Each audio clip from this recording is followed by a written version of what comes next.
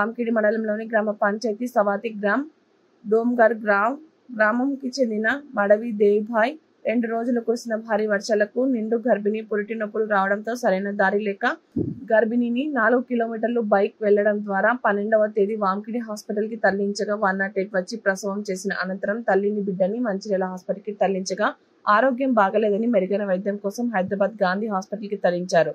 గత 8 రోజుల నుండి చికిత్స పొందుతూ గురువారం ఉదయం మరణించింది. ఈ విషయం తెలుసుకున్న కాంగ్రెస్ పార్టీ యువ నాయకుడు దీపక్ ముండే డోంగర్గావ్ గ్రామానికి వెళ్లి వారి కుటుంబాన్ని అన్ని విధాల సహకారాలు అందిస్తామని అన్నారు. వారి వెంట మాజీ ఎంపీటీసీ కడప మారుతి, రహీం, విక్కీ, సింగర్ కమన్, శ్రీకాంత్ తదితరులు పాల్గొన్నారు. తీసుకెళ్లడం జరిగింది. నిజంగా ఇన్ని సంవత్సరాలు అంటే భారతదేశానికి స్వాతంత్రం వచ్చి ఇన్ని సంవత్సరాల తర్వాత కూడా ఈ ఏదైతే కొన్ని మారుమూల ట్రైబల్ విలేజెస్ ఉన్నాయో అక్కడికి ఇప్పటికీ రోడ్డు సౌకర్యం లేకపోవడం నిజంగా మనసును బాగా కలిచివేస్తున్న విషయం.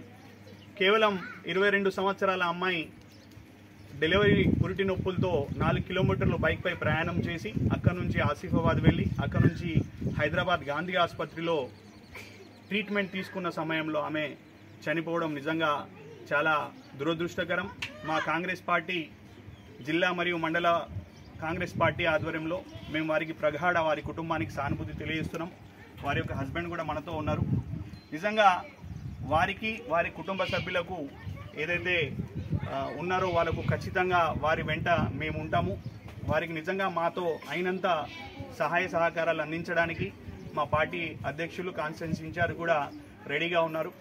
కానీ ఏదేమున్నా మనమందరం ఒక హ్యుమానిటీ గ్రౌండ్స్లో ముందుకొచ్చి ఖచ్చితంగా ఇలాంటి ఏవైతే మారుమూల గ్రామాలు ఉన్నాయో ఇదే డోంగర్గావ్ గ్రామానికి గతంలో నేషనల్ హైవే ఏర్పడ్డప్పుడు ఇక్కడ కంకర అవసరమైంది, 20 mm 40 mm స్టోన్ అవసరమైనప్పుడు ఇదే ఫారెస్ట్ అధికారులు అప్పుడు ఆ పెద్ద పెద్ద టిప్పర్లు వేయడానికి వాళ్ళకు పర్మిషన్లు ఇచ్చింది. కానీ ఇప్పుడు ఇదే గ్రామానికి రోడ్డు సౌకర్యానికి కల్వర్టు వర్క్ స్టార్ట్ చేస్తున్నప్పుడు వచ్చి మళ్ళీ అదే ఫారెస్ట్ అధికారులు ఆపేయడం అనేది నిజంగా చాలా మంచి విషయం కాదు. ఖచ్చితంగా ఈరోజు ఇదే గ్రామం నుండి ఈ గ్రామస్తులందరి మధ్య మేమందరం కలిసి రేపు ఖచ్చితంగా డిఎఫ్ఓ దగ్గరకో కలెక్టర్ గారి దగ్గరకు వెళ్ళి వెంటనే ఈ డోంగర్గావ్ కావచ్చు, ఇంకోటి గోందాపూర్, ఏదైతే గుట్ట మీద 4-5 విలేజెస్ ఉన్నాయో ఖచ్చితంగా దానికి రోడ్డు సౌకర్యం వచ్చేదాకా మేము ఊరుకునే ప్రసక్తే లేదని మీడియా ముఖంగా ఈరోజు తెలియజేస్తున్నాం. మరియు ఏదైతే ఈ డోంగర్గావ్ గ్రామానికి ఉందో వచ్చే నెల కూడా అధికారులు ఏఎన్ఎంస్ ఎవరైనా ఉంటే దయచేసి ఇక్కడ చాలా రక్తహీన సమస్యలు ఉన్నాయి.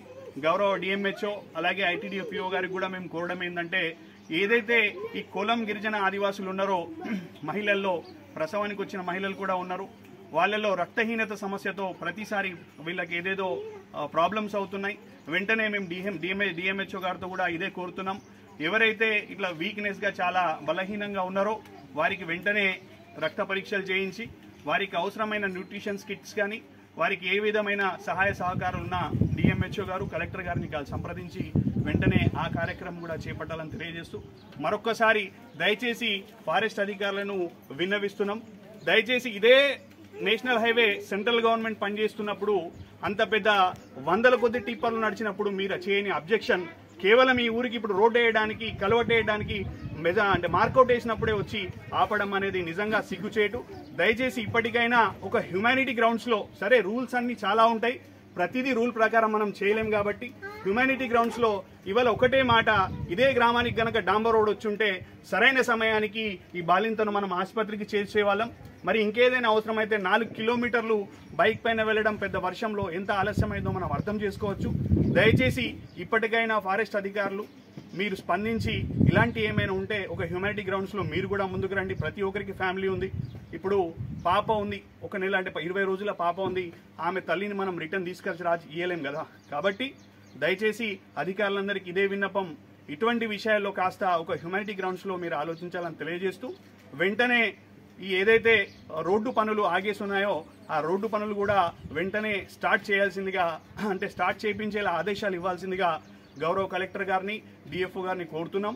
మరి దీనికి సంబంధించిన సమస్య ఏదున్నా మా ఇన్ఛార్జ్ మంత్రి దృష్టికి తీసుకెళ్లి మా పార్టీ తరఫున మా నాయకులందరినీ తీసుకెళ్లి మా పార్టీ తరఫున కూడా ప్రభుత్వం తరఫున ఏ విధమైన సహాయకాలు చేయగలుగుతామో మేము కూడా ఆ వంతు ప్రయత్నం చేస్తామని తెలియజేస్తూ అందరికీ ధన్యవాదాలు తెలియజేస్తాం.